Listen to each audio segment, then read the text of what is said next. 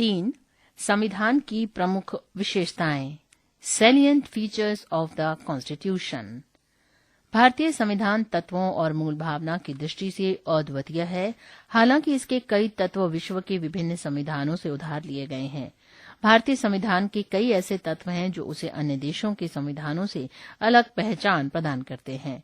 ये बात ध्यान देने योग्य है कि सन 1949 में अपनाए गए संविधान के अनेक वास्तविक लक्षणों में महत्वपूर्ण परिवर्तन हुए हैं, विशेष रूप से 7वें, 42वें, 44वें, 73वें, 74वें, 97वें और 100वें संशोधन में। संविधान में कई बड़े परिवर्तन करने वाले 42वें संविधान संशोधन अधिनियम 1976 को मिनी कॉन्स्टिट्यूशन कहा जाता है।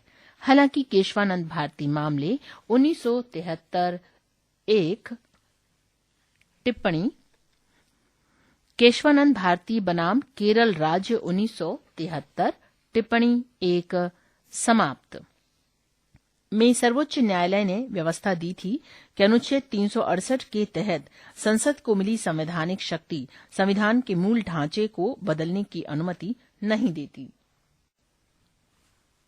संविधान की विशेषताएं। संविधान के वर्तमान रूप में इसकी विशेषताएं निम्नलिखित हैं। 1. सबसे लंबा लिखित संविधान। संविधान को 2 वर्गों में विभाजित किया गया है, लिखित जैसे अमेरिकी संविधान और अलिखित जैसे ब्रिटेन का संविधान।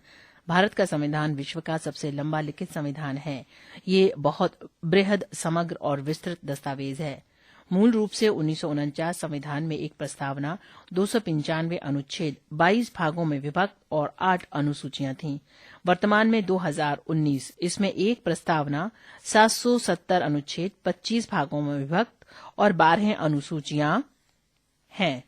टिप्पणी 2 भागों, महत्वपूर्ण अनुच्छेदों एवं अनुसूचियों के लिए इस पाठ के अंत में तालिका 3.1, 3.2 और 3.3 देखें।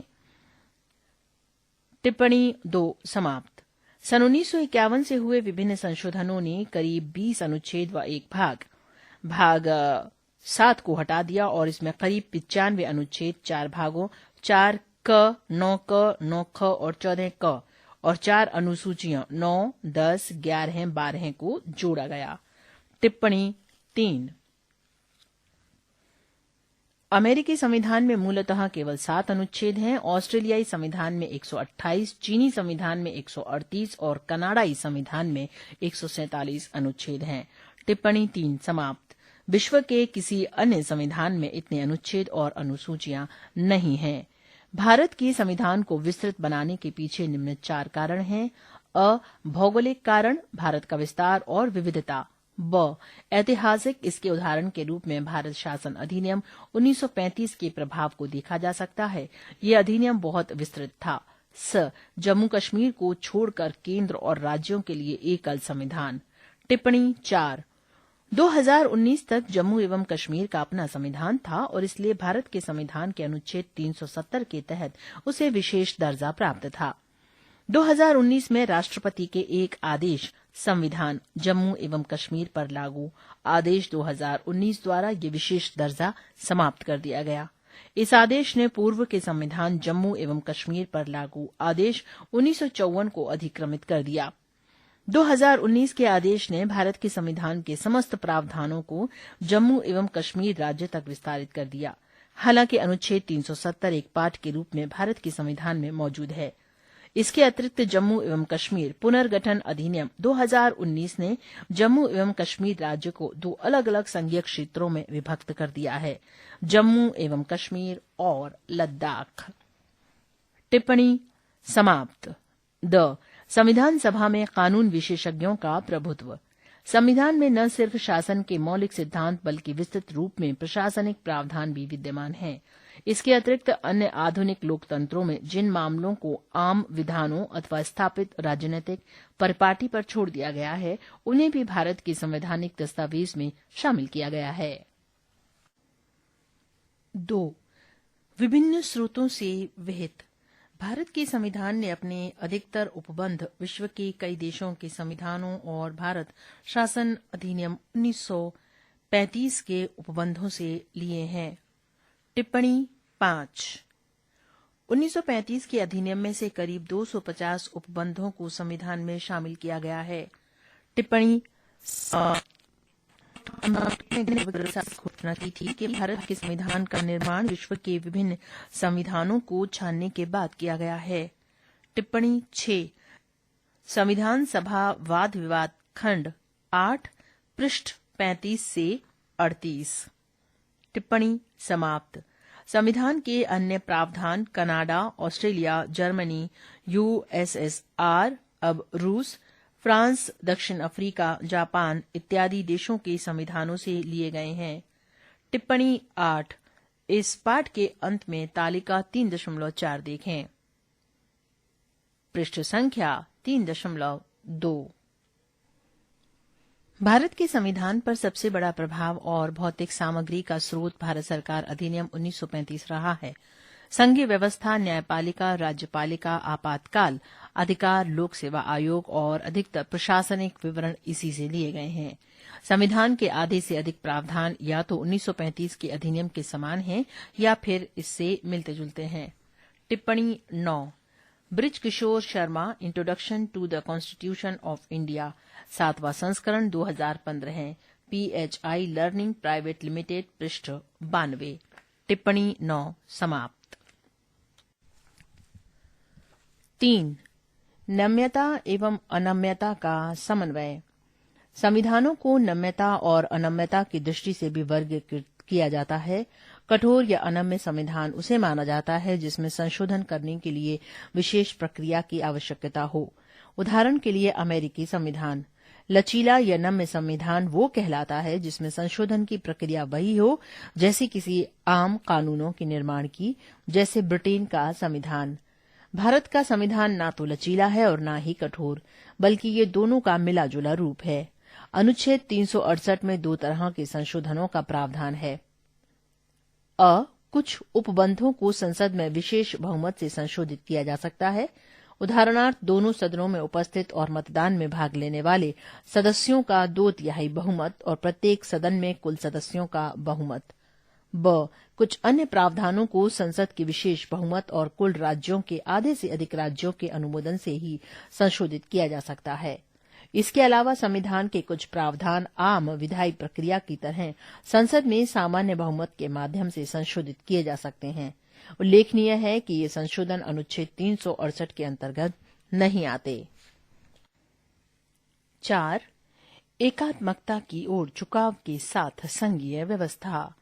भारत का संविधान संघीय सरकार की स्थापना करता है। इसमें संघ के सभी आम लक्षण विद्यमान हैं, जैसे 2 सरकार, शक्तियों का विभाजन, लिखित संविधान, संविधान की सर्वोच्चता, संविधान की कठोरता, स्वतंत्र न्यायपालिका एवं 2 सदनीयता आदि। यद्यपि भारतीय संविधान में बड़ी संख्या में एकात्मकता और गैर संघीय लक्षण भी विद्यमान हैं, जैसे एक सशक्त केंद्र, एक संविधान, एकल नागरिकता, संविधान का लचीलापन, एकीकृत न्यायपालिका, केंद्र द्वारा राज्यपाल की नियुक्ति, अखिल भारतीय सेवाएं, आपातकालीन प्रावधान इत्यादि। फिर भी संविधान में कहीं भी संघीय शब्द का इस्तेमाल नहीं किया गया है। दूसरी ओर अनुच्छेद 1 में भारत का उल्लेख राज्यों के संघ के रूप में किया गया है। इसके 2 अभिप्राय हैं। पहला, भारतीय संघ राज्यों के बीच हुए किसी समझौते का निष्कर्ष नहीं है, और दूसरा, किसी भी राज्य को संघ से अलग होने का अधिकार नहीं है। इसी वजह से भारतीय संविधान को निम्नांकित नाम दिए गए हैं, जैसे कि एकात्मकता की भावना में संघ, अर्थ संघ KC Wheare, bargaining federalism Morris Jones, cooperative federalism Granville Austin, federation with a centralizing tendency Ivor Jennings व अन्य। 5 सरकार का संसदीय रूप। भारतीय संविधान ने अमेरिका की अध्यक्षीय प्रणाली की बजाय ब्रिटेन के संसदीय तंत्र को अपनाया है। संसदीय व्यवस्था विधायिका और कार्यपालिका के मध्य समन्वय व सहयोग के सिद्धांत पर आधारित है, जबकि अध्यक्षीय प्रणाली दोनों के बीच शक्तियों के विभाजन के सिद्धांत पर आधारित है। संसदीय प्रणाली को सरकार के वेस्टमिंस्टर। टिप्पणी 10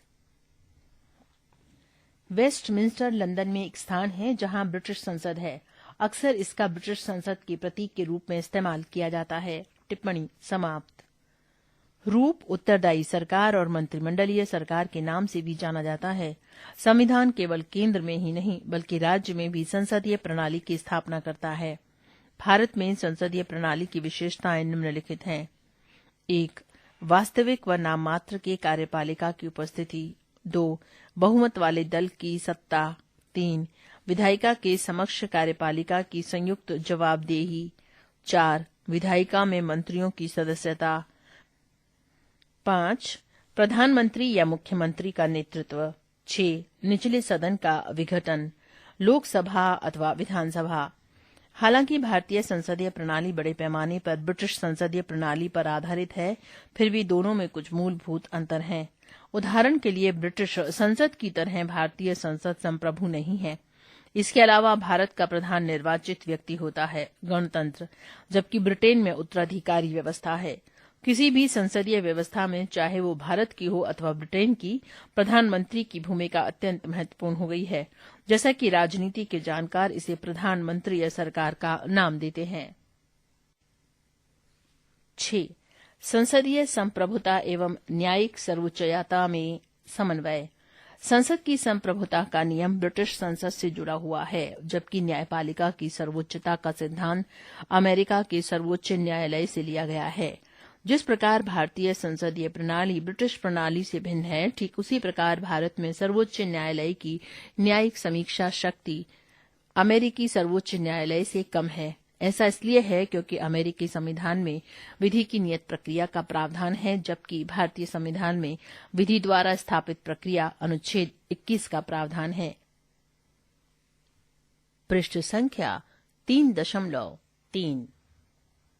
इसलिए भारतीय संविधान निर्माताओं ने ब्रिटेन की संसदीय संप्रभुता और अमेरिका की न्यायपालिका सर्वोच्चता के बीच उचित संतुलन बनाने को प्राथमिकता दी।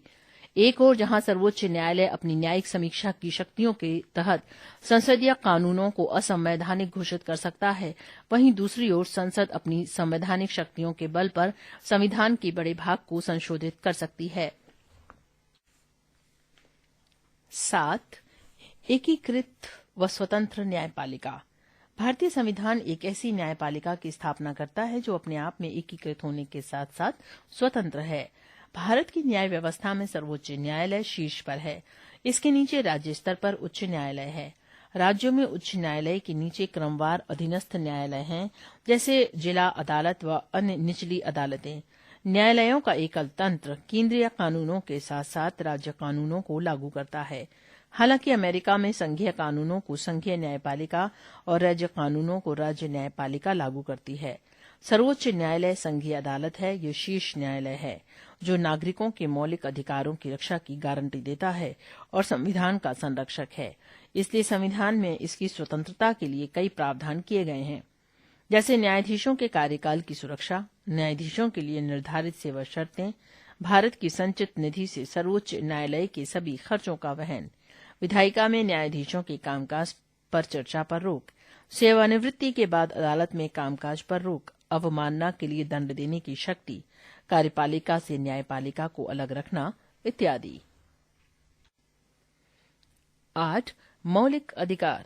संविधान के तीसरे भाग में 6 मौलिक अधिकारों टिप्पणी 11 हैं।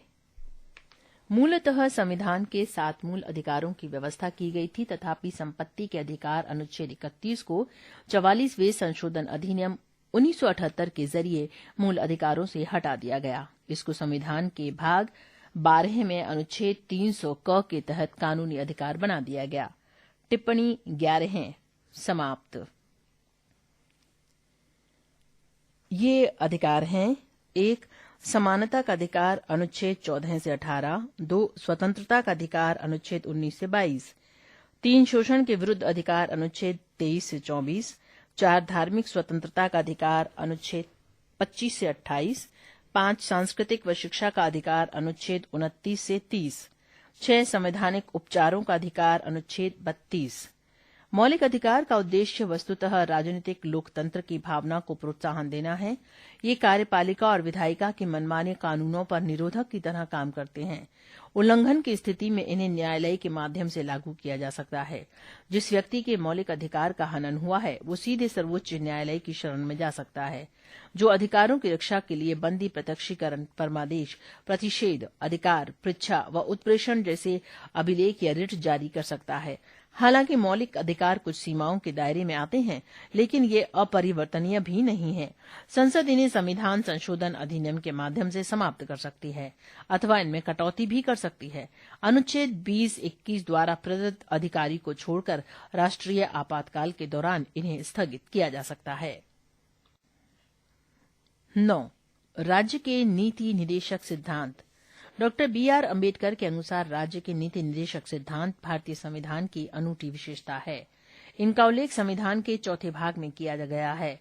इन्हें मोटे मोटे तौर पर 3 वर्गों में विभाजित किया जा सकता है: सामाजिक, गांधीवादी तथा उदार बौद्धिक। नीति निदेशक तत्वों का कार्य सामाजिक व आर्थिक लोकतंत्र को बढ़ावा देना है। इनका उद्देश्य भारत में एक कल्याणकारी राज्य की स्थापना करना है। हालांकि मौलिक अधिकारों की तरह इन्हें कानून रूप में लागू नहीं किया जा सकता। संविधान में कहा गया है कि देश की शासन व्यवस्था में ये सिद्धांत मौलिक हैं और ये देश की जिम्मेदारी है कि वो कानून बनाते समय इन सिद्धांतों को अपनाए। इसलिए इन्हें लागू करना राज्यों का नैतिक कर्तव्य है, किंतु इनकी पृष्ठभूमि में वास्तविक शक्ति राजनैतिक है, अर्थात जनमत। मिनर्वा मिल्स मामले 1980 में सर्वोच्च न्यायालय ने कहा था। टिप्पणी 12 है। मिनर्वा मिल्स बनाम भारत संघ 1980 के भारतीय संविधान की नींव मौलिक अधिकारों और नीति निदेशक सिद्धांतों के संतुलन पर रखी गई है। 10. मौलिक कर्तव्य।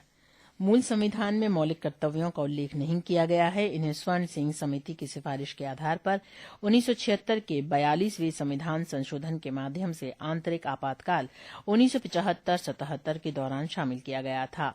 2002 के 86वें संविधान संशोधन ने एक और मौलिक कर्तव्य को जोड़ा।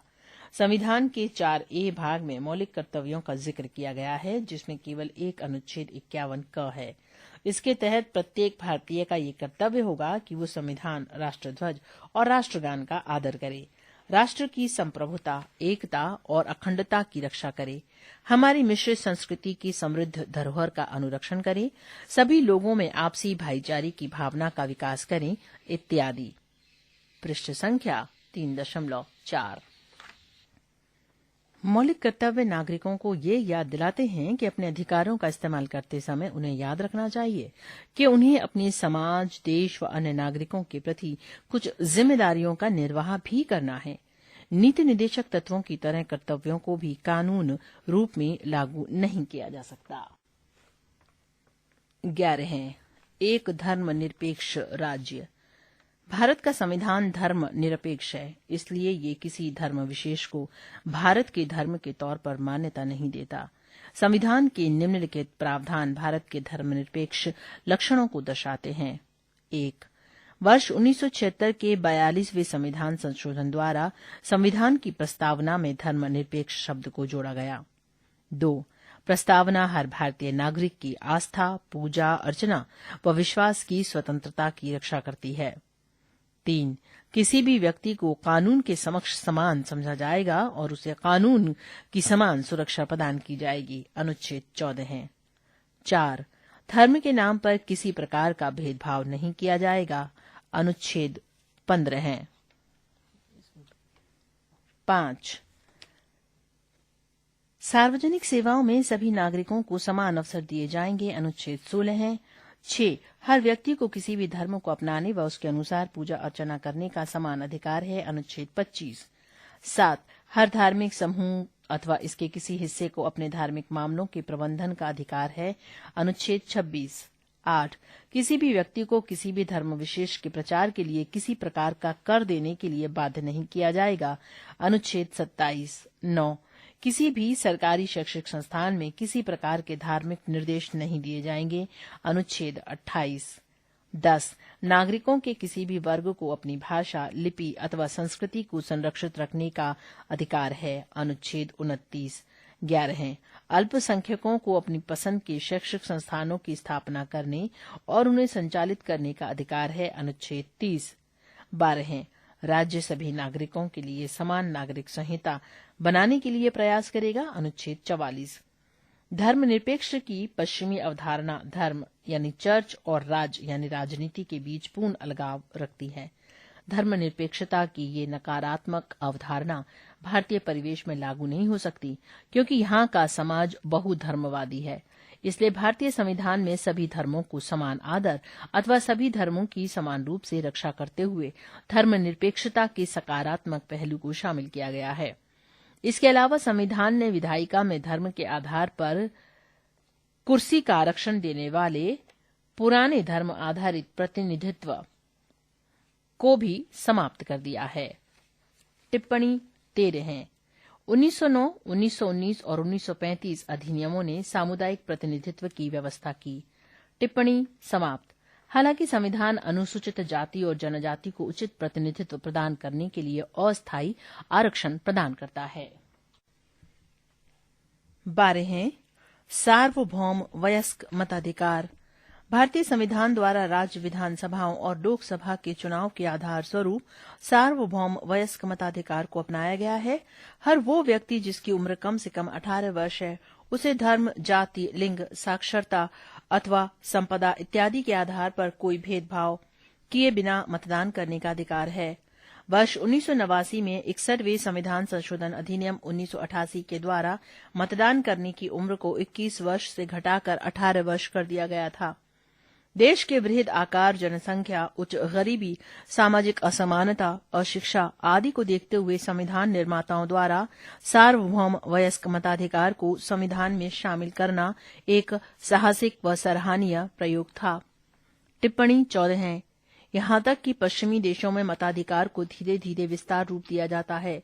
उदाहरण के लिए अमेरिका ने महिलाओं को प्रतिनिधित्व 1920 में दिया, ब्रिटेन ने 1928 में, सोवियत संघ अब रूस ने 1936 में, फ्रांस ने 1945 में, इटली ने 1948 और स्विट्जरलैंड ने 1971 में। टिप्पणी समाप्त। वयस्क मताधिकार लोकतंत्र को बड़ा आधार देने के साथ साथ आम जनता के स्वाभिमान में वृद्धि करता है, समानता के सिद्धांत को लागू करता है, अल्पसंख्यकों को अपने हितों की रक्षा करने का अवसर देता है तथा कमजोर वर्गों के लिए नई आशाएं और प्रत्याशा जगाता है। 13 है। एकल नागरिकता। यद्यपि भारतीय संविधान फेडरल है और 2 लक्षणों एकल व संघीय का प्रतिनिधित्व करता है, मगर इसमें केवल एकल नागरिकता का प्रावधान है, अर्थात भारतीय नागरिकता। दूसरी ओर अमेरिका जैसे देशों में प्रत्येक व्यक्ति के पास न केवल देश की नागरिकता होती है, बल्कि वो जिस राज्य में रहता है उसकी भी नागरिकता होती है। इसलिए वो अधिकारों के 2 समूहों का लाभ उठाता है। पहला राष्ट्रीय सरकार द्वारा प्रदत्त तथा दूसरा राज्य सरकार द्वारा प्रदत्त। भारत में सभी नागरिकों को, चाहे वो किसी भी राज्य में पैदा हुए हों या रहते हों, संपूर्ण देश में नागरिकता के समान राजनीतिक और नागरिक अधिकार प्राप्त होते हैं और उनमें कोई भेदभाव नहीं किया जाता। सभी नागरिकों के लिए एकल नागरिकता और समान अधिकारों के संवैधानिक प्रावधानों के बावजूद भारत में सांप्रदायिक दंगे, वर्ग संघर्ष, जातिगत युद्ध, भाषाई विवाद और नृजातीय विवाद होते रहे हैं। इसका अर्थ यह है कि संविधान के निर्माताओं ने एकीकृत और संगठित भारत राष्ट्र के निर्माण का जो सपना देखा था, वो पूरी तरह पूरा नहीं हो पाया है। पृष्ठ संख्या 3.5। 14 है। स्वतंत्र निकाय। भारतीय संविधान न केवल विधायिका, कार्यपालिका व सरकार, केंद्र और राज्य तथा न्यायिक अंग ही उपलब्ध कराता है, बल्कि ये कुछ स्वतंत्र निकायों की स्थापना भी करता है। इन्हें संविधान ने भारत सरकार के लोकतांत्रिक तंत्र के महत्वपूर्ण स्तंभों के रूप में परिकल्पित किया है। ऐसे कुछ स्वतंत्र निकाय निम्नलिखित हैं। अ. संसद तथा राज्य विधानसभाओं, भारत के राष्ट्रपति और भारत के उपराष्ट्रपति के लिए स्वतंत्र और निष्पक्ष चुनाव सुनिश्चित करने हेतु निर्वाचन आयोग। ब. राज्य और केंद्र सरकार के खातों के अंकेक्षण के लिए भारत का नियंत्रक एवं महालेखाकार। ये जनता के पैसे के संरक्षक होते हैं और सरकार द्वारा किए गए खर्चों की वैधानिकता और उनके उचित होने पर टिप्पणी करते हैं। स. संघ लोक सेवा आयोग, अखिल भारतीय सेवाओं। टिप्पणी 15 है। इस समय 3 अखिल भारतीय सेवाएं हैं: भारतीय प्रशासनिक सेवा IAS, भारतीय पुलिस सेवा आईपीएस और भारतीय वन सेवा आईएफएस। 1947 में भारतीय नागरिक प्रशासन सेवा आईसीएस को आईएएस में परिवर्तित कर दिया गया और भारतीय पुलिस आईपी को आईपीएस में। इन्हें संविधान में अखिल भारतीय सेवा के रूप में मान्यता दी गई है। 1963 में आईएफएस बनाया गया जो 1966 से अस्तित्व में आया। टिप्पणी समाप्त। वह उच्च स्तरीय केंद्रीय सेवाओं के लिए भर्ती हेतु परीक्षाओं का आयोजन करता है तथा अनुशासनात्मक मामलों पर राष्ट्रपति को सलाह देता है। राज्य लोक सेवा आयोग, जिसका काम हर राज्य में राज्य सेवाओं के लिए भर्ती हेतु परीक्षाओं का आयोजन करना व अनुशासनात्मक मामलों पर राज्यपाल को सलाह देना है।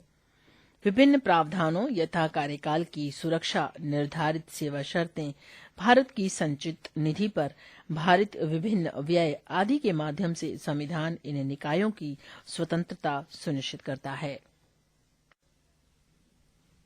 15 आपातकालीन प्रावधान। आपातकाल की स्थिति से प्रभावशाली ढंग से निपटने के लिए भारतीय संविधान में राष्ट्रपति के लिए बृहद आपातकालीन प्रावधानों की व्यवस्था है। इन प्रावधानों को संविधान में शामिल करने का उद्देश्य है देश की संप्रभुता, एकता, अखंडता और सुरक्षा, संविधान एवं देश के लोकतांत्रिक ढांचे को सुरक्षा प्रदान करना।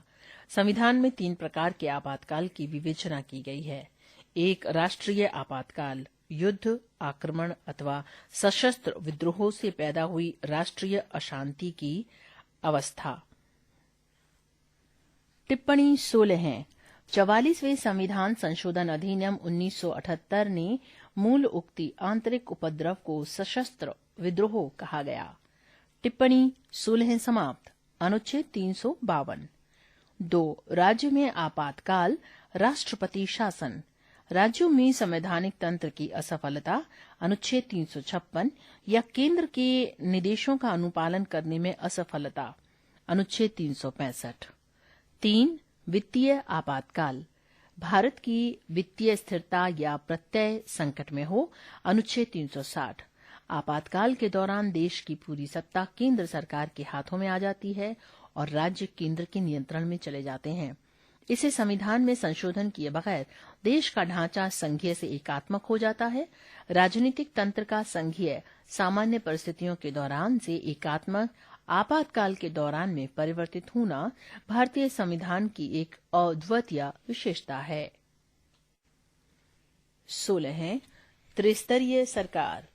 मूल रूप से अन्य संघीय संविधानों की तरह भारतीय संविधान में 2 स्तरीय राज व्यवस्था, केंद्र व राज्य और संगठन के संबंध में प्रावधान तथा केंद्र एवं राज्यों की शक्तियां अंतर्विष्ट थीं।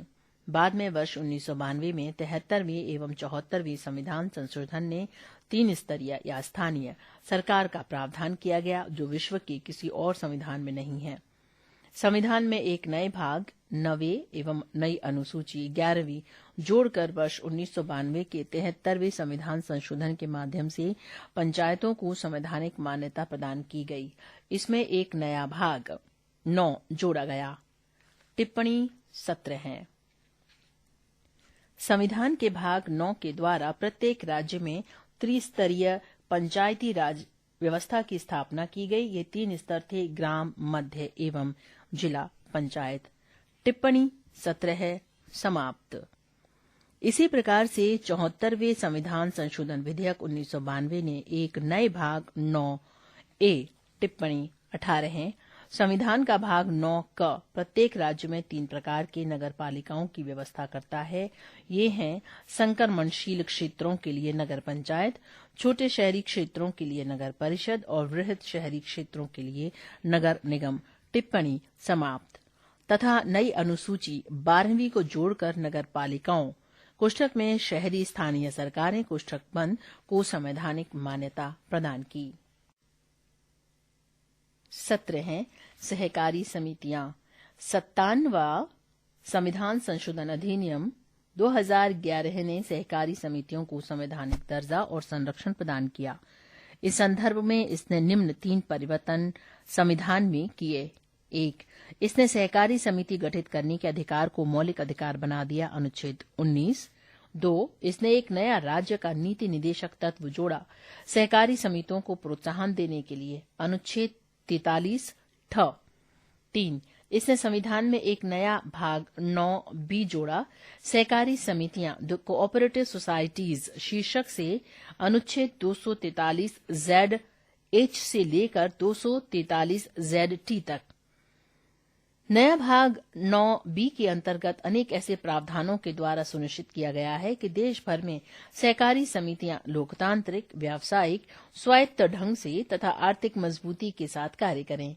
ये संसद को अंतर्राज्य सहकारी समितियों तथा राज्य विधायिकाओं को अन्य सहकारी समितियों के लिए उपयुक्त कानून बनाने की शक्ति प्रदान करता है। पृष्ठ संख्या 3.6। संविधान की आलोचना। भारत का संविधान, जैसा कि संविधान द्वारा बनाया और अंगीकार किया गया, की आलोचना निम्नलिखित आधारों पर की जाती है। 1. उधार का संविधान। आलोचक कहते हैं कि भारतीय संविधान में नया और मौलिक कुछ भी नहीं है। वे इसे उधार का संविधान या उधारी की एक बोरी अथवा एक हौच पौच कॉन्स्टिट्यूशन, दुनिया के संविधानों के लिए विभिन्न दस्तावेजों की पैबंदगिरी आदि कहकर संबोधित करते हैं। लेकिन ऐसी आलोचना पक्षपातपूर्ण एवं अतार्किक है। ऐसा इसलिए कि संविधान बनाने वालों ने अन्य संविधान के आवश्यक संशोधन करके ही भारतीय परिस्थितियों में उनकी उपयुक्तता के आधार पर उनकी कमियों को दरकिनार करके ही स्वीकार किया। उपरोक्त आलोचना का उत्तर देते हुए डॉक्टर B.R. अम्बेडकर ने संविधान सभा में कहा, कोई पूछ सकता है कि इस घड़ी दुनिया के इतिहास में बनाई गई संविधान में नया कुछ हो सकता है। 100 साल से अधिक हो गए जब दुनिया का पहला लिखित संविधान बना। इसका अनुसरण अनेक देशों ने किया और अपने देश के संविधान को लिखित बनाकर उसे छोटा बना दिया। किसी संविधान का विषय क्षेत्र क्या होना चाहिए, ये पहले ही तय हो चुका है। उसी प्रकार किसी संविधान के मूलभूत तत्वों की जानकारी और मान्यता आज पूरी दुनिया में है। इन तथ्यों को ध्यान में रखते हुए सभी संविधानों में मुख्य प्रावधानों में समानता दिख सकती है। केवल एक नई चीज ये हो सकती है कि किसी संविधान में जिसका निर्माण इतने विलंब से हुआ है कि उसमें गलतियों को दूर करने और देश की जरूरतों के अनुरूप उसको ढालने की विविधता उसमें मौजूद रहे। ये दोषारोपण कि ये संविधान अन्य देशों के संविधानों की हूबहू नकल है, मैं समझता हूं संविधान के यथेष्ट अध्ययन पर आधारित नहीं है। टिप्पणी 19। Constituent assembly debates volume 7 page 35 to 38। टिप्पणी समाप्त। 2. 1935 के अधिनियम की कार्बन कॉपी। आलोचकों ने कहा कि संविधान निर्माताओं ने बड़ी संख्या में भारत सरकार अधिनियम 1935 के प्रावधान भारत के संविधान में डाल दिए। इससे संविधान 1935 के अधिनियम की कार्बन कॉपी बनकर रह गया या फिर उसका ही संशोधित रूप। उदाहरण के लिए एन श्रीनिवासन का कहना है कि भारतीय संविधान भाषा और वस्तु दोनों ही तरह से 1935 के अधिनियम की नकल है। उसी प्रकार सर आइवर जेनिंग्स ब्रिटिश संविधान वेत्ता ने कहा, संविधान भारत सरकार अधिनियम 1935 से सीधे निकलता है, जहां से वास्तव में अधिकांश प्रावधानों के पाठ बिल्कुल उतार लिए गए हैं। पुनः P.R. देशमुख संविधान सभा सदस्य ने टिप्पणी की कि संविधान अनिवार्यतः है भारत सरकार अधिनियम 1935 ही है, बस वयस्क मताधिकार उसमें जुड़ गया है। उपरोक्त आलोचनाओं का उत्तर संविधान सभा में B.R. अम्बेडकर ने इस प्रकार दिया। जहां तक इस आरोप की बात है कि प्रारूप संविधान में भारत सरकार अधिनियम 1935 का अच्छा खासा हिस्सा शामिल कर लिया गया है, मैं क्षमा याचना नहीं करूंगा। उधार लेने में कुछ भी लज्जास्पद नहीं है। इसमें साहित्यिक चोरी शामिल नहीं है। संविधान के मूल विचारों पर किसी का एकस्व अधिकार, पेटेंट राइट्स नहीं है। मुझे खेद इस बात के लिए है कि भारत सरकार अधिनियम 1935 से लिए गए प्रावधान अधिकतर प्रशासनिक विवरणों से संबंधित हैं। टिप्पणी 20 वही। टिप्पणी समाप्त। 3. गैर भारतीय अथवा भारतीयता विरोधी। आलोचकों के अनुसार भारत का संविधान गैर भारतीय या भारतीयता विरोधी है, क्योंकि ये भारत की राजनीतिक परंपराओं अथवा भावनाओं का प्रतिनिधित्व नहीं करता। उनका कहना है कि संविधान की प्रकृति विदेशी है, जिससे ये भारतीय परिस्थितियों के लिए अनुपयुक्त एवं अकारण है। इस संदर्भ में के हनुमंथैया संविधान सभा सदस्य ने टिप्पणी की, हम वीणा या सितार का संगीत चाहते थे, लेकिन यहाँ हम एक इंग्लिश बैंड का संगीत सुन रहे हैं। ऐसा इसलिए कि हमारे संविधान निर्माता उसी प्रकार से शिक्षित हुए। टिप्पणी 21 constituent assembly debates volume 11 page 616। टिप्पणी समाप्त। उसी प्रकार लोकनाथ मिश्रा एक अन्य संविधान सभा सदस्य ने संविधान की आलोचना करते हुए इसे पश्चिम का दासत्व अनुकरण बल्कि पश्चिम को दासवत आत्मसमर्पण कहा। टिप्पणी 22 constituent assembly debates volume 7 page 242। टिप्पणी 22 समाप्त। लक्ष्मी नारायण साहू एक अन्य संविधान सभा सदस्य का कहना था, जिन आदर्शों पर ये प्रारूप संविधान गढ़ा गया है, भारत की मूलभूत आत्मा उनमें प्रकट नहीं होती। ये संविधान उपयुक्त सिद्ध नहीं होगा और लागू होने के फौरन बाद ही टूट जाएगा। टिप्पणी 23 constituent assembly debates volume 11 page 613। टिप्पणी समाप्त। 4 गांधीवाद से दूर संविधान। आलोचकों के अनुसार भारत का संविधान गांधीवादी दर्शन और मूल्यों को प्रतिबिंबित नहीं करता, जबकि गांधी जी हमारे राष्ट्रपिता हैं। उनका कहना था कि संविधान सभा ग्राम पंचायत तथा जिला पंचायतों के आधार पर निर्मित होना चाहिए था। इस संदर्भ में वही सदस्य के हनुमंथैया ने कहा, ये वही संविधान है जिसे महात्मा गांधी कभी नहीं चाहते, न ही संविधान पर उन्होंने विचार किया होगा। टिप्पणी 24 constituent assembly debates volume 11 page 617। टिप्पणी समाप्त। टी प्रकाशम संविधान सभा के एक और सदस्य इस कमी का कारण गांधी जी के आंदोलन में अंबेडकर की सहभागिता नहीं होना तथा साथ ही गांधीवादी विचारों के प्रति उनका तीव्र विरोध को बताते हैं। टिप्पणी 25 institute assembly debates volume 7 page 387। टिप्पणी समाप्त। 5 महाकाय आकार। आलोचक कहते हैं कि भारत का संविधान बहुत भीमकाय और बहुत विस्तृत है, जिसमें अनेक अनावश्यक तत्व भी सम्मिलित हैं। सर आइवर जेनिंग्स एक ब्रिटिश संविधानवेत्ता के विचार में जो प्रावधान बाहर से लिए गए हैं उनका चयन बेहतर नहीं है और संविधान सामान्य रूप से कहें तो बहुत लंबा और जटिल है। टिप्पणी 26 Ivor Jennings some characteristics of the India constitution Oxford University Press Madras 1951 page 9 to 16। टिप्पणी समाप्त। पृष्ठ संख्या 3.7। इस संदर्भ में एच.वी. कामत संविधान सभा के सदस्य ने टिप्पणी की, प्रस्तावना जिस किरीट का हमने अपनी सभा के लिए चयन किया है वो एक हाथी है। ये शायद इस तथ्य की अनुरूप ही है कि हमारा संविधान भी दुनिया में बने तमाम संविधानों में सबसे भीमकाय है। टिप्पणी 27 constituent assembly debates volume 7 page 1042। टिप्पणी समाप्त।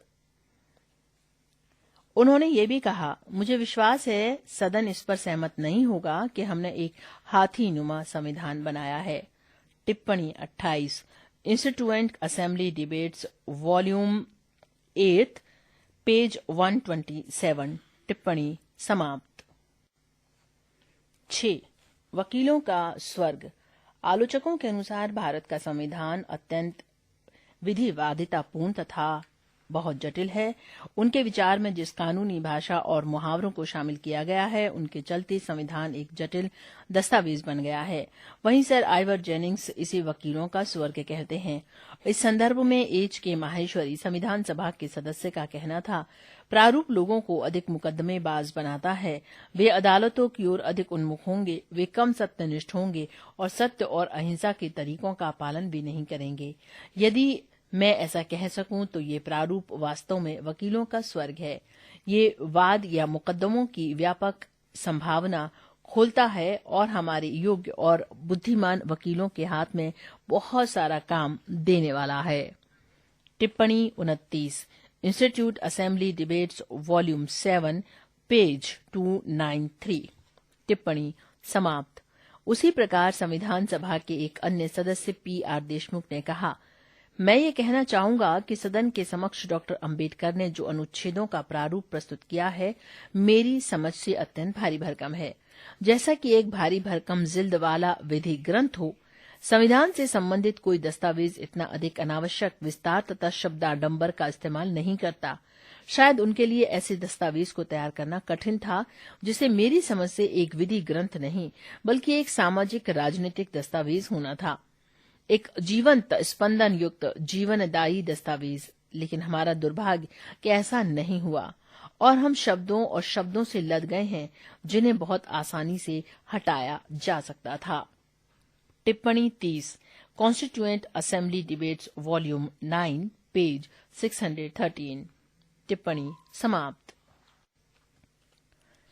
तालिका 3.1 भारतीय संविधान पर एक नजर। भाग 1, विषय संघ और उसका राज्य क्षेत्र, संबद्ध अनुच्छेद 1 से 41। भाग 2, विषय नागरिकता, संबद्ध अनुच्छेद 5 से 11 हैं। भाग 3, विषय मौलिक अधिकार, संबद्ध अनुच्छेद 12 से 35।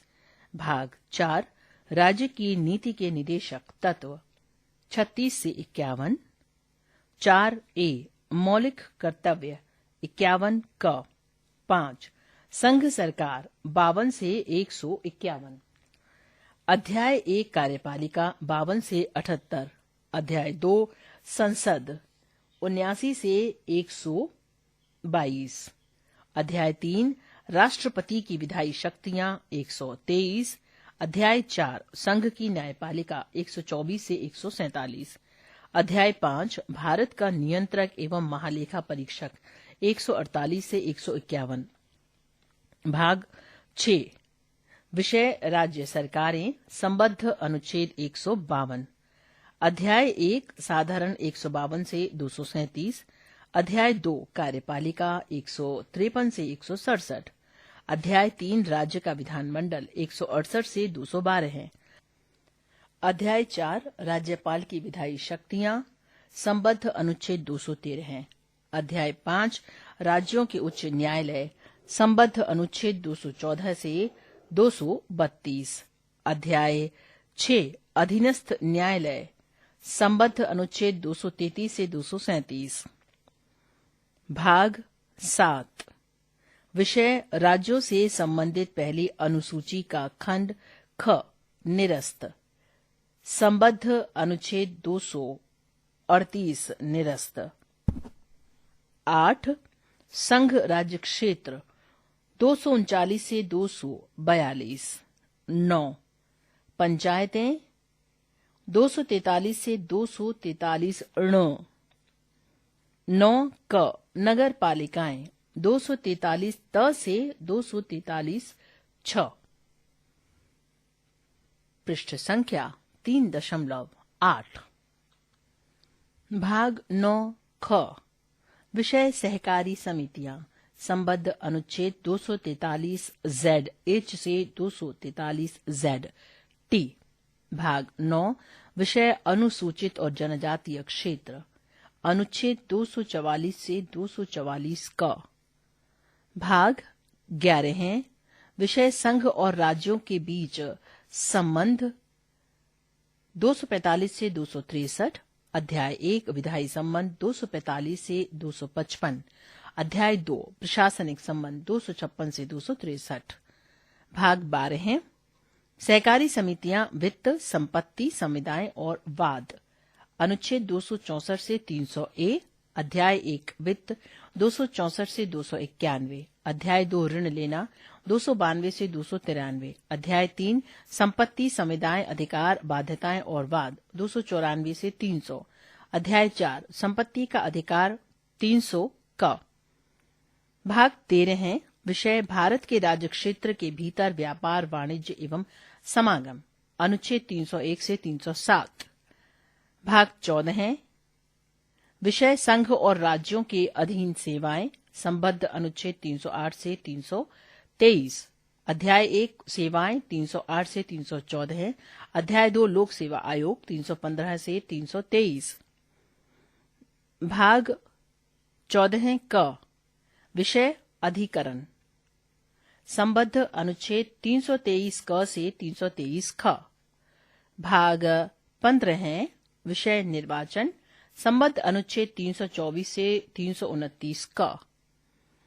भाग 16 है विषय कुछ वर्गों से संबंधित विशेष प्रावधान अनुच्छेद 330 से 342 क। भाग 17 है विषय राजभाषा अनुच्छेद 343 से 351। अध्याय 1 संघ की भाषा 343 से 344। अध्याय 2 प्रादेशिक भाषाएं 345 से 347। अध्याय 3 सर्वोच्च न्यायालय उच्च न्यायालय आदि की भाषा 348 से 349। अध्याय 4 विशेष निदेश 348 से 349, 350 से 351। अध्याय 18 हैं विषय आपात उपबंध अनुच्छेद 352 से 360। अध्याय 19 विषय प्रकीन अनुच्छेद 361 से 367। अध्याय 20 संविधान का संशोधन अनुच्छेद 368। 21 अस्थायी संक्रमणशील और विशेष उपबंध 369 से 392। 22 संक्षिप्त नाम प्रारंभ हिंदी में प्राधिकृत पाठ और निरसन 393 से 395। टिप्पणी भाग 6 भाग ख राज्यों से संबंधित को 7वें संविधान संशोधन अधिनियम 1956 द्वारा विलोपित कर दिया गया था। दूसरी ओर भाग 4 तथा भाग 14 हैं दोनों का समावेश 42वें संविधान संशोधन अधिनियम 1976 द्वारा किया गया है, जबकि भाग 9 क का समावेश 74वें संविधान संशोधन अधिनियम 1992 द्वारा किया गया है तथा भाग 9 ख 97वें संशोधन अधिनियम 2011 द्वारा जोड़ा गया। तालिका 3.2 भारतीय संविधान के महत्वपूर्ण अनुच्छेदों पर एक नजर। अनुच्छेद 1 विषय संघ का नाम और राज्य क्षेत्र। अनुच्छेद 3 विषय नए राज्यों का निर्माण और वर्तमान राज्यों के क्षेत्रों सीमाओं या नामों में परिवर्तन। अनुच्छेद 13 है विषय मूल अधिकारों को असंगत या उनका अल्पीकरण करने वाली विधियां। अनुच्छेद 14 है विधि के समक्ष समानता। अनुच्छेद 16 है विषय लोक नियोजन के विषय में अवसर की समता। पृष्ठ संख्या 3.9। अनुच्छेद 17 है विषय अस्पृश्यता का अंत। अनुच्छेद 19 विषय वाक स्वातंत्र्य आदि विषयक कुछ अधिकारों का संरक्षण। अनुच्छेद 21 विषय प्राण और दैहिक स्वतंत्रता का संरक्षण। अनुच्छेद 21 क विषय प्राथमिक शिक्षा अधिकार। अनुच्छेद 25 अंतःकरण की और धर्म अबाध रूप से मान्य आचरण और प्रचार करने की स्वतंत्रता। अनुच्छेद 30 विषय शिक्षा संस्थानों की स्थापना और प्रशासन करने का अल्पसंख्यक वर्गों को अधिकार। अनुच्छेद 31 ग विषय कुछ निदेशक तत्वों को प्रभावी करने वाली विधियों की व्यावृत्ति। अनुच्छेद 32 विषय मौलिक अधिकारों को प्रवर्तित कराने के लिए रिट WRITS रिट्स सहित उपचार। अनुच्छेद 38 विषय राज्य लोक कल्याण की अभिवृद्धि के लिए सामाजिक व्यवस्था बनाएगा। अनुच्छेद 40 विषय ग्राम पंचायतों का संगठन। अनुच्छेद 44 नागरिकों के लिए एक समान नागरिक संहिता। अनुच्छेद 45 6 वर्ष से कम आयु वाले बालकों के लिए निःशुल्क और अनिवार्य शिक्षा का उपबंध। अनुच्छेद 46 अनुसूचित जातियों अनुसूचित जनजातियों और अन्य कमजोर वर्गों के शिक्षा और अर्थ संबंधी हितों की अभिवृद्धि। अनुच्छेद 50 कार्यपालिका से न्यायपालिका का पृथक्करण। अनुच्छेद 51 अंतर्राष्ट्रीय शांति और सुरक्षा की अभिवृद्धि। अनुच्छेद 51 क मौलिक कर्तव्य। अनुच्छेद 72 क्षमा आदि की और कुछ मामलों में दंडादेश के निलंबन परिहार या लघुकरण की राष्ट्रपति की शक्ति। अनुच्छेद 74 राष्ट्रपति को सहायता और सलाह देने के लिए मंत्रिपरिषद। अनुच्छेद 78 राष्ट्रपति को जानकारी देने आदि के संबंध में प्रधानमंत्री के कर्तव्य। अनुच्छेद 110 धन विधेयक की परिभाषा। अनुच्छेद 112 वार्षिक वित्तीय विवरण। अनुच्छेद 123 संसद के विश्रांति काल में अध्यादेश प्रख्यापित करने की राष्ट्रपति की शक्ति। अनुच्छेद 143 उच्चतम न्यायालय से परामर्श करने की राष्ट्रपति की शक्ति। अनुच्छेद 155 राज्यपाल की नियुक्ति। अनुच्छेद 161 क्षमा आदि की और कुछ मामलों में दंडादेश के निलंबन, परिहार या लघुकरण की राज्यपाल की शक्ति। अनुच्छेद 163 राज्यपाल को सहायता और सलाह देने के लिए मंत्रिपरिषद। अनुच्छेद 167 राज्यपाल को जानकारी देने आदि के संबंध में मुख्यमंत्री के कर्तव्य। अनुच्छेद 169 राज्यों में विधान परिषदों का उत्सादन या सृजन। अनुच्छेद 200 विधेयकों पर अनुमति। अनुच्छेद 213 विधानमंडल के विश्रांति काल में अध्यादेश प्रख्यापित करने की राज्यपाल की शक्ति। अनुच्छेद 226 कुछ रिटें निकालने की उच्च न्यायाधीश की शक्ति। अनुच्छेद 239 क दिल्ली के संबंध में विशेष उपबंध। 249 राज्य सूची के विषय के संबंध में राष्ट्रीय हित में कानून बनाने की संसद की शक्ति। अनुच्छेद 262 अंतर्राज्यीय नदियों या नदी घाटियों के जल संबंधी विवादों का न्याय निर्णयन। पृष्ठ संख्या 3.10। अनुच्छेद 263 विषय अंतर्राज्यीय परिषद के संबंध में उपबंध। अनुच्छेद 265 विषय विधि के प्राधिकार के बिना करों का अधिरूपण न किया जाना। अनुच्छेद 275 विषय कुछ राज्यों को संघ से अनुदान। अनुच्छेद 280 विषय वित्त आयोग। अनुच्छेद 300 वाद और कार्यवाहियां। अनुच्छेद 300 क विषय विधि के प्राधिकार के बिना व्यक्तियों को संपत्ति से वंचित न किया जाना, संपत्ति का अधिकार। अनुच्छेद 311 संघ या राज्य के अधीन सिविल हैसियत में नियोजित व्यक्तियों का पदच्युत किया जाना, पद से हटाया जाना या पदावनत करना। अनुच्छेद 312 विषय अखिल भारतीय सेवाएं। अनुच्छेद 315 विषय संघ और राज्यों के लिए लोक सेवा आयोग। अनुच्छेद 320 विषय लोक सेवा आयोग के कृत्य। अनुच्छेद 323 का विषय प्रशासनिक अधिकरण। अनुच्छेद 324 विषय निर्वाचनों के अधीक्षण, निर्देशन और नियंत्रण का निर्वाचन आयोग में निहित होना। अनुच्छेद 330 विषय लोकसभा में अनुसूचित जातियों और अनुसूचित जनजातियों के लिए स्थानों का आरक्षण। अनुच्छेद 335 सेवाओं और पदों के लिए अनुसूचित जातियों और जनजातियों के दावे। अनुच्छेद 352 आपात स्थिति की घोषणा, राष्ट्रीय आपातकाल। अनुच्छेद 356 राज्यों में संवैधानिक तंत्र के विफल हो जाने की दशा में उपबंध। अनुच्छेद 360 विषय वित्तीय आपात स्थिति के बारे में उपबंध। अनुच्छेद 365 विषय संघ द्वारा दिए गए निर्देशों का अनुपालन करने में या उनको प्रभावी करने में असफलता का प्रभाव। अनुच्छेद 368 संविधान का संशोधन करने की संसद की शक्ति और उसके लिए प्रक्रिया। अनुच्छेद 370 विषय जम्मू कश्मीर राज्य के संबंध में अस्थायी उपबंध। टिप्पणी 31 2019 तक जम्मू एवं कश्मीर राज्य का अपना संविधान था और भारत के संविधान के अनुच्छेद 370 के तहत उसे विशेष दर्जा प्राप्त था। 2019 में राष्ट्रपति के आदेश संविधान जम्मू एवं कश्मीर पर लागू आदेश 2019 द्वारा ये विशेष दर्जा समाप्त कर दिया गया। इस आदेश ने पूर्व के संविधान जम्मू एवं कश्मीर पर लागू आदेश 1954 को अधिक्रमित सुपरसीड कर दिया। 2019 के आदेश में भारत के संविधान के समस्त प्रावधानों को जम्मू एवं कश्मीर तक विस्तारित कर दिया। हालांकि निष्क्रिय अनुच्छेद 370 भारत के संविधान के एक पार्ट के रूप में मौजूद है। इसके अतिरिक्त जम्मू एवं कश्मीर पुनर्गठन अधिनियम 2019 ने जम्मू एवं कश्मीर राज्य को दो अलग अलग संघीय क्षेत्रों में विभक्त कर दिया है, जम्मू एवं कश्मीर तथा लद्दाख। टिप्पणी समाप्त।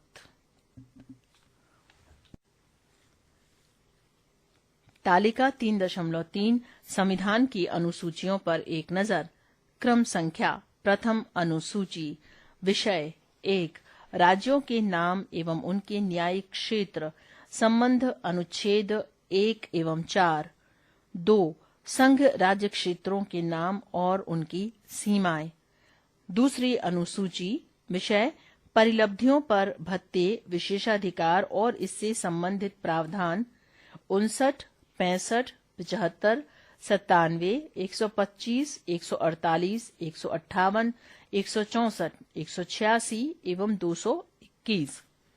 1. भारत के राष्ट्रपति, 2 राज्यों के राज्यपाल, 3 लोकसभा के अध्यक्ष और उपाध्यक्ष, 4 राज्यसभा के सभापति और उपसभापति, 5 राज्य विधानसभाओं के अध्यक्ष और उपाध्यक्ष, 6 राज्य विधान परिषदों के सभापति और उपसभापति, 7 सर्वोच्च न्यायालय के न्यायाधीश, 8 उच्च न्यायालयों के न्यायाधीश, 9 भारत के नियंत्रक एवं महालेखा परीक्षक। पृष्ठ संख्या 3.11। क्रम संख्या 3 अनुसूची। विषय: इसमें विभिन्न उम्मीदवारों द्वारा ली जाने वाली शपथ या प्रतिज्ञान के प्रारूप दिए गए हैं। संबद्ध अनुच्छेद 75, 84, 99, 124, 146, 173, 188 एवं 219। ये उम्मीदवार हैं: 1 संघ के मंत्री, 2 संसद के लिए निर्वाचन हेतु अभ्यर्थी, 3 संसद के सदस्य, 4 सर्वोच्च न्यायालय के न्यायाधीश, 5 भारत के नियंत्रक एवं महालेखा परीक्षक, 6 राज्य मंत्री, 7 राज्य विधानमंडल के लिए निर्वाचन के लिए अभ्यर्थी, 8 राज्य विधानमंडल के सदस्य, 9 उच्च न्यायालयों के न्यायाधीश। चौथी अनुसूची। राज्यों और केंद्र शासित प्रदेशों के लिए राज्यसभा में सीटों का आवंटन 4 एवं 80। पांचवी अनुसूची। अनुसूचित और जनजातीय क्षेत्रों के प्रशासन तथा नियंत्रण के बारे में उपबंध 244। छठवीं अनुसूची। असम, मेघालय, त्रिपुरा और मिजोरम राज्यों के जनजातीय क्षेत्रों के प्रशासन के बारे में उपबंध 244 एवं 275। सातवीं अनुसूची। संघ सूची मूल रूप से 97 मगर फिलहाल 98 विषय, राज्य सूची मूल रूप से 66 मगर फिलहाल 59 विषय तथा समवर्ती सूची मूल रूप से 47 फिलहाल 52 विषय के संदर्भ में राज्य और केंद्र के मध्य शक्तियों का विभाजन। संबद्ध अनुच्छेद 246। आठवीं अनुसूची। संविधान द्वारा मान्यता प्राप्त भाषाएं मूल रूप से 14 मगर फिलहाल 22। ये भाषाएं हैं असमिया, बांग्ला, बोडो, डोंगरी, गुजराती, हिंदी, कन्नड़, कश्मीरी, कोंकणी, मैथिली, मलयालम, मणिपुरी, मराठी, नेपाली, ओडिया, पंजाबी, संस्कृत, संथाली, सिंधी, तमिल, तेलुगु तथा उर्दू। सिंधी भाषा को 1967 के 21वें संशोधन अधिनियम द्वारा जोड़ा गया था। कोंकणी, मणिपुरी और नेपाली को 1992 के 71वें संशोधन अधिनियम द्वारा और बोडो, डोगरी, मैथिली और संथाली को 2003 के 92वें संशोधन अधिनियम द्वारा जोड़ा गया था। उड़िया का नाम बदलकर 2011 में ओडिया कर दिया। संबद्ध अनुच्छेद 344 एवं 351। क्रम संख्या 9वीं अनुसूची। विषय: भू सुधारों और जमींदारी प्रणाली के उन्मूलन से संबंधित राज्य विधानमंडलों और अन्य मामलों से संबंधित संसद के अधिनियम और विनियम मूलतः 13 हैं, परंतु वर्तमान में 282। टिप्पणी 32। यद्यपि अंतिम सूची संख्या 284 थी, वास्तविक कुल संख्या 282 है।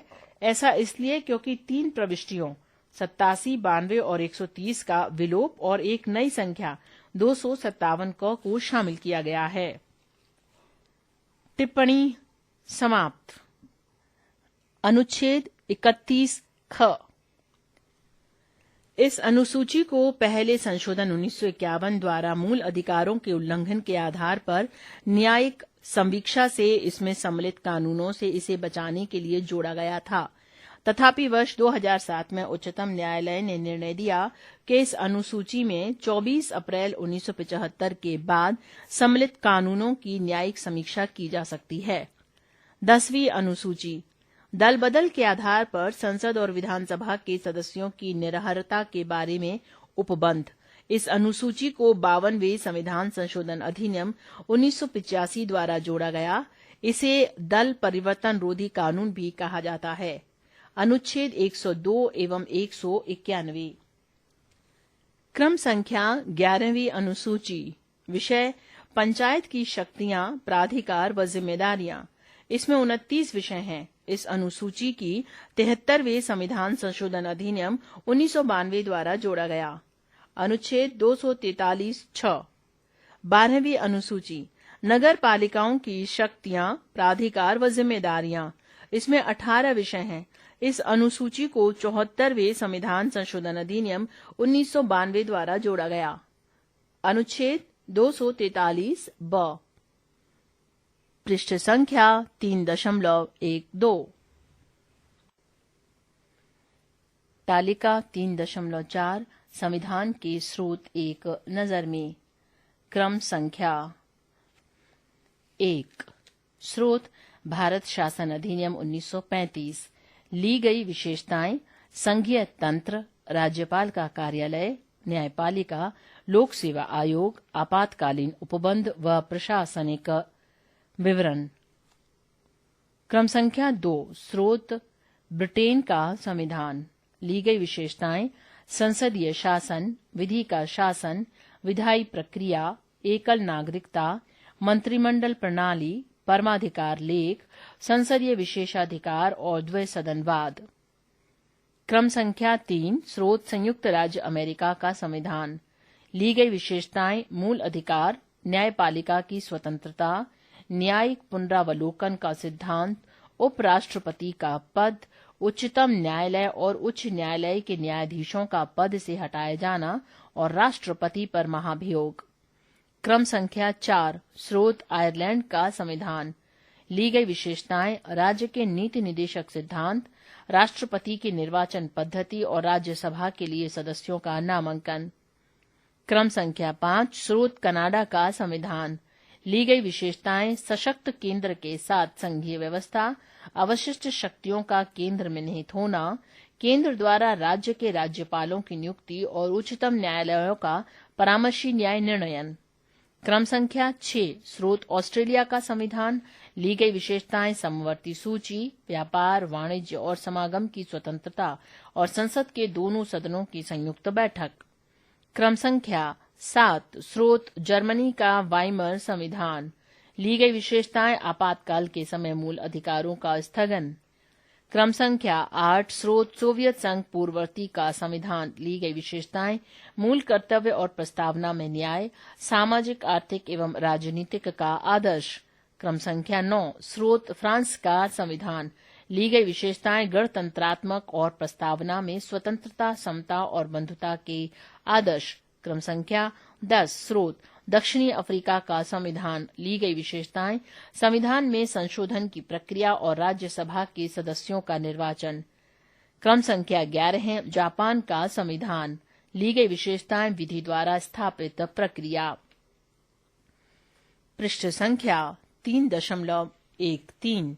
इस पृष्ठ पर टिप्पणी एवं संदर्भ दिए हुए हैं जो कि पहले ही बताए जा चुके हैं।